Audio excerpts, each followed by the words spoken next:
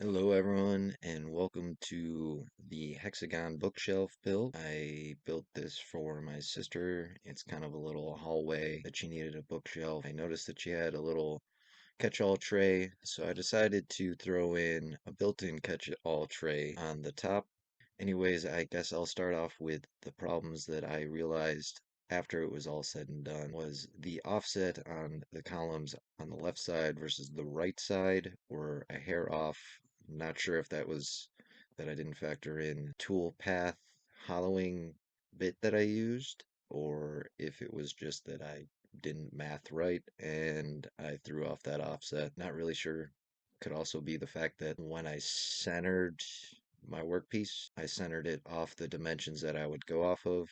So maybe the offset center guide roll off all that because I know I did all my hexagon squares on the left column in one merge path, and then same thing with the right. Maybe that was issue. Enough talking. Hope you enjoy the video. I will also choose to recommend the song The Problem of Other Minds by Animals as Leaders, or the song that if you just want to watch the work montage and not hear the dialogue. Alright, everyone, so on either side, I wanted to go with a bookmark effect, so it'd be mirror flipped on the left versus the right side. I decided for this project I would go with the color purple and the epoxy inlays, because that's my sister's favorite color, don't you know? So after I mixed it up, I threw it in all the voids, and here's a quick snapshot of the color palette involved in reaching that purple color. And then here is just a tool path clear on the right, and then on the left it's the sand.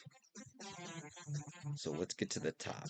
I decided to have a recess so it would give a little bit more of a depth profile, and then I etched in my sister's initials with a fancy script font. And then here is the views from after the wet sand and it had dried. And this is a profile look on all those shelf units where I used my router and just set the depth and hogged away.